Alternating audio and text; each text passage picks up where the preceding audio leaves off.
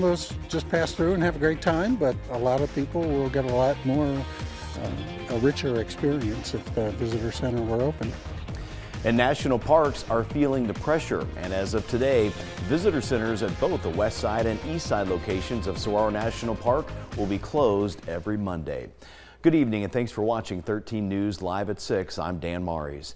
The changes in services at Saguaro National Park comes as the Trump administration continues to have mass layoffs, including thousands of employees from the National Park Service, employees fired last week. 13 News reporter Raya Torres joins us now live from Saguaro National Park, where visitors are still coming into the park to visit. And Raya, you've been there for most of the day. How are they reacting to the closures? Hi, Dan. Everyone who I spoke to today are not only frustrated, they're concerned about the future of the national parks, especially in light of these closures.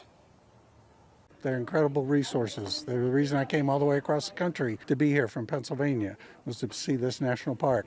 Matt rented a bike to cycle at the Saguaro National Park today, but when he realized the visitor center was closed today and every Monday until further notice, he was upset. For most visitors, they're not going to get nearly as much out of the experience as they would if the visitor center were open and fully staffed with people who know the park. The Kirchheimer family came from New York, eager to ask park rangers for family-friendly trails. We need help figuring out which trails we can manage, and it turns out that it's closed and there's nobody to help us. We want short trails where we can manage in a backpack with Hazel, and it'd really help to have some expert advice from our local staff here. Sue Fritzk, a retired superintendent of an NPS park in Utah, serves on the Coalition to Protect America's National Parks. The group recently filed a joint lawsuit trying to block the Trump administration's mass terminations. Places where we're seeing the temperatures heat up, where we're seeing that we're approaching spring break. This is when the parks need to have that staff on board.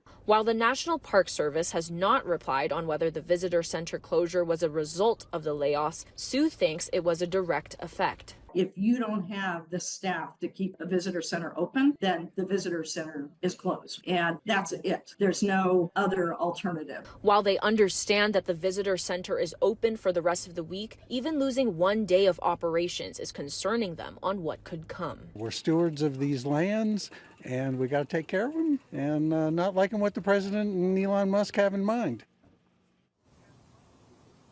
Now, the Trump administration is planning to restore some of the jobs of National Park Service employees, but Sue and other people don't think that this is going to be enough to maintain these parks in the long run. Reporting from Saguaro National Park, Raya Torres, 13 News.